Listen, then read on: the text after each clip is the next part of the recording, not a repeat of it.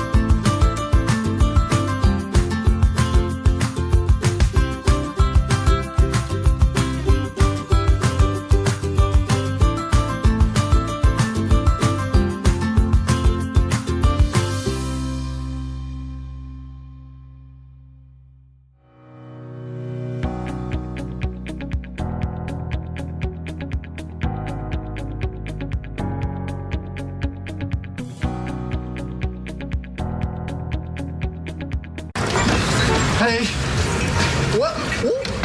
what's this? It's a bottle of champagne.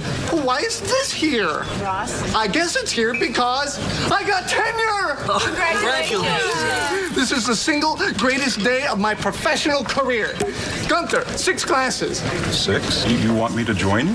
Oh, I thought Joey was here. 5 is good. You know what the best part about this is? I can never be fired. Oh, gosh. No, seriously. I have job security for life. You know, I never have to worry. Oh, look how happy you are for me.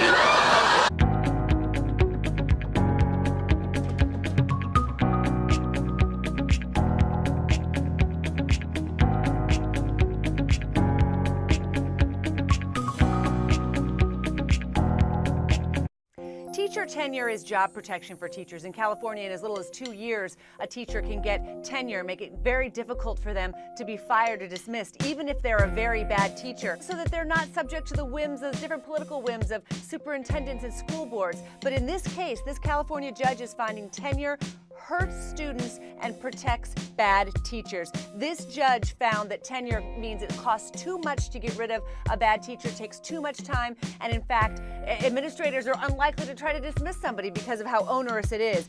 New teachers in California get tenure in just a couple of years, not long enough, this judge found, to assess whether a teacher is worthy of basically lifetime job protection. This judge said that firing a bad teacher can take anywhere from 2 to almost 10 years and cost between $50,000 to $450,000. This judge found in a very sharply worded ruling, frankly, that poor minority students are hurt the most by this. Reformers are rejoicing.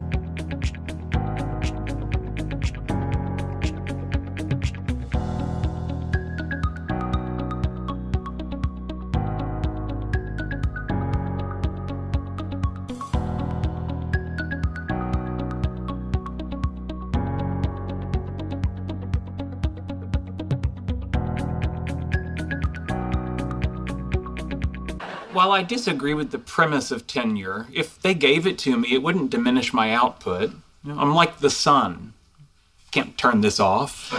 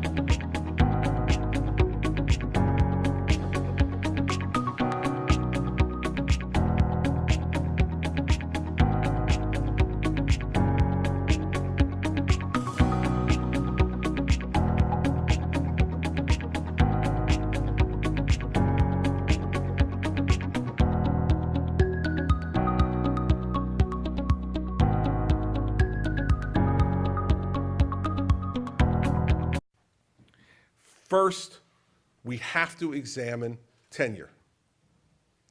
Tenure is a job for life after 3 years and 1 day. It is a job for life. And here's the evidence of it. We have about 150,000 public school teachers in New Jersey.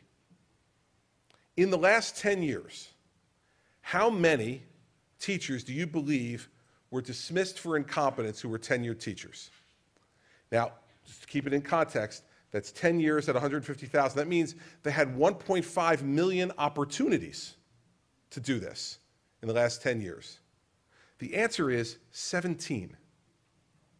17 in 10 years. Now, do we really believe that we don't have 17 underperforming teachers in Newark alone in 1 year? Let alone 17 underperforming teachers dismissed and losing their tenure in 10 years. So here's what we propose in New Jersey. First, that we change the entire way that you evaluate teachers. Now, of course, you will hear from the union that Governor Christie wants to base all of the decisions regarding teacher effectiveness on test scores. And then we'll have to teach to the test. And awful things will happen when we have to teach to the test. And creativity will be lost, and innovation will be lost, and imagination will be lost, and all the rest of that. I might actually agree with that if that's exactly what I was proposing. Except no more than 35% of any teacher's evaluation under my proposal can be based upon student test scores. No more than 35%. Our proposal says 50% on student performance, 50% on teacher practice. Let me tell you what I think that means and what it means in our legislation. No more than 35% of the 50% on student performance can be on test scores, standardized test scores. The rest must be in the other ways that you judge student performance, through their portfolio of work, through their grades, and other ways that teachers evaluate student performance each and every day. The 50% that remains is on teacher practice, because I recognize and appreciate that teaching is still a craft. It's a craft. And there are certain practices in that craft which have been proven over time to be effective. And the best people to evaluate that effectiveness are teachers themselves. And so that 50% is done by a teacher's peers, their department chair people in the larger schools, their principals, and other teachers. So what is wrong with having an evaluation system of teacher effectiveness that says half of it should be on how your students perform demonstrably, and half of it should be on how you conduct yourself in the classroom, what we call the eyeball test? Going in there and watching, does the teacher update their lesson plans? Does the teacher adjust and turn through the use of technology? Do they adjust to the students that they have in the classroom and how they're responding? Do they use some of the most modern techniques to be able to try to get across their subject matter? Do they update their lesson plans from year to year to deal with changing facts and theories?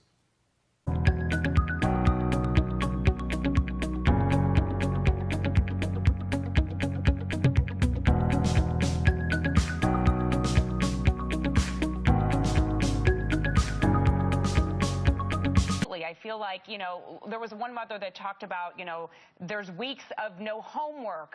Their child is getting ridiculed for asking for help. The right to know that their teacher will not fall asleep through class. That has happened to me. I love teachers. I respect them fully. But who's protecting the students? Yeah, there's a great line that two of the parents wrote an op-ed today, and there's a great line. They say the teachers have a union, but our kids don't have a union. Yeah. Right. We're their voice. And you know what?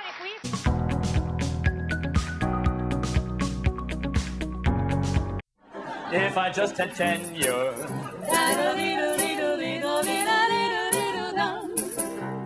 all year long I'd need no lesson plan. If I were a tenured man, I wouldn't have to work hard. I'd be secure, I couldn't get the can. I would have a health insurance plan.